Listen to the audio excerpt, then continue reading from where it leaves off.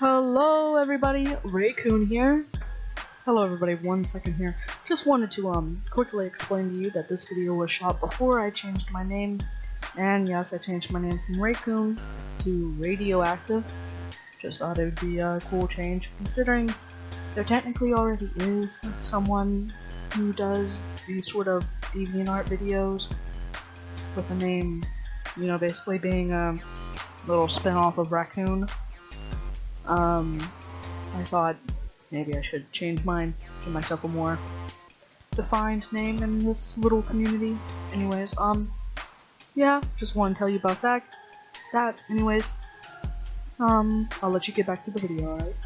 But you can just call me Ray, and today I'm going to be talking about something kinda serious, pretty serious, yeah. I'm going to be talking about mental illness within fictional characters. Since May is Mental Health Awareness Month,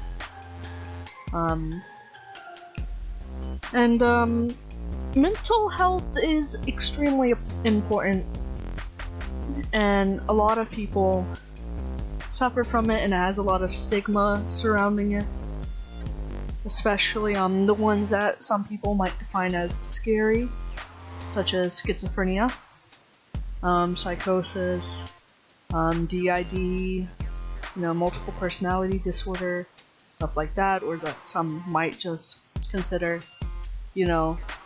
unreal, or like people overreacting, like bipolar or depression. They all, each and every one, have horrible things that tend to surround them. So today we're going to be talking about characters and the good and bad of giving them mental illnesses.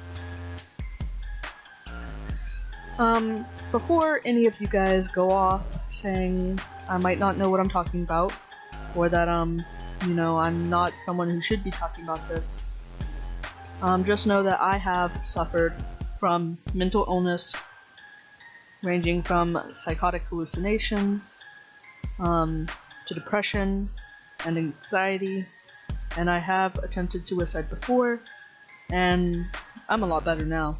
But I think I have a pretty good grasp on quite a few mental illnesses since I have researched a lot of them, and I've experienced some myself.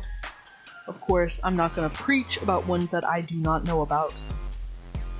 This is just, all me, and if I have or get any information wrong, please feel free to tell me in the comments, and I will correct my mistake. Anyways, moving on. Let's go to fan-made characters first. Like, this is a character of mine. His name's Bergs. He basically has psychosis, and a lot of people consider psychosis as schizophrenia. They're very similar, but they're different. Basically, he's delusional. Has hallucinations and believes that he is a god. But all in all, he's a normal person in the universe that I put him in. He does suffer from these things, but it's not his entire character. And he does do other things. His entire story does not revolve around his illness. See, when making a fan character, don't make their illness revolve around the character. Don't make their illness the character, basically. This is a problem that you'll see, especially when people making murder OCs. No, the first thing that they'll put is psychotic, suffers from schizophrenia, depression, blah blah blah, blah blah blah. They'll just list off mental illness. Sometimes they have a good explanation for why they have the illness, and they don't make it the entirety of the character. But some do, and that's extremely bad. Especially considering not all people turn out to be murderers if they have a mental illness. Yes, it's true that most murderers, serial killers, people who are messed up, tend to have a mental illness, but they're a small majority of a larger group of people who suffer from it. Most people tend to be, fairly normal. So when making a character like this, first things first, just make sure that their mental illness doesn't control them entirely. Make sure that they have other character aspects where the mental illness isn't them. I think it's fine to create characters with mental illness if you do your research and you make sure that you're always being respectful to people who have it, or if you've experienced it yourself and this is like a way to output your emotions or get people aware of the truth of this condition. Let's go on to more professional, I guess. For example, Hellblade, which is by Ninja Theory Studios, I think. But Hellblade is about this girl, and I'm not really sure what happens in the game. All I know is that she goes through things and she suffers from schizophrenia. I think that's the term. But she basically hears voices, and this does affect your gameplay a bit. For example, when you're going through mazes, you'll hear maybe a bunch of voices saying, go left, while a one tiny voice saying, go right. So it affects your gameplay a bit, and apparently they've done a lot of research to make sure that this character is respected peacefully, and I'm pretty sure even though this will affect your gameplay, it's not her entire basis of the character. And there's probably more to the story than, you know, just her having voices in her head. And I think it honestly looks really cool, and I can't wait to see gameplay of this. And it'll be really awesome to see a character with this sort of thing. Let's go on to Stevani.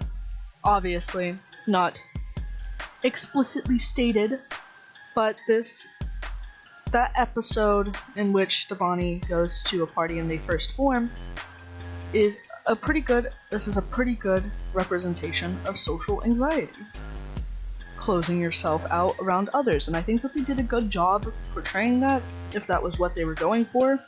If not, then coincidentally it's a good job portraying that. You know, I think they've portrayed quite a bit of good things within their show. I haven't seen any of it lately, so I can't comment on anything recent or new. But next is the Split movie. Now, you've heard so many people talk about this and basically get mad at it, and some people say that it was good and that, you know, blah blah blah. Split, if you don't know, is about a man who kidnaps girls, and he has 24 personalities. That's right. He suffers from personality disorder. And I don't think it's necessarily bad to have you know, some kidnapper have different personalities. And I hear that I haven't watched it, so I can't really comment on the show itself, in my opinion. But I don't think it's bad to have a character like this. I do think that it could perpetuate some negative stereotypes, but overall, it doesn't seem like a horrible thing. But of course, you can't make his reasoning because he has the illness. And if that's what they do in the show, then that's not a... Of course it can be a defining thing as to why he might have, but you know, you don't really get excused from these kinds of things just because you have a mental illness. Such as this. So as you can see, mental illness is a lesser touched subject, really, unless it's in murder and horror films, which is quite a shame, and I'm glad that there are some newer things that are supposed to be coming out where they don't portray it in a horror aspect. Because you see, when you put a bunch of these real life things that people really go through only in horror, then it puts a very horrible negative stereotype onto people who actually live and suffer from this. Anyways, point is, if you make a character, make sure mental illness doesn't entirely revolve around them, that they have other aspects too, to make them a full-fledged character. And if you are going in the horror direction, remember, still make them a full-fledged character, and don't put too much emphasis on their mental illness being their sole reason for doing this. And if they do have a mental illness, please try and give backstory on how they might have developed it, whether they were like just born with it, dropped in their head, experienced very horrible trauma, you know, that kind of thing. But anyways, goodbye, I'll see you later. I hope you enjoyed this video and I hope it sent out a good message. Happy Mental Health Awareness Month, and goodbye.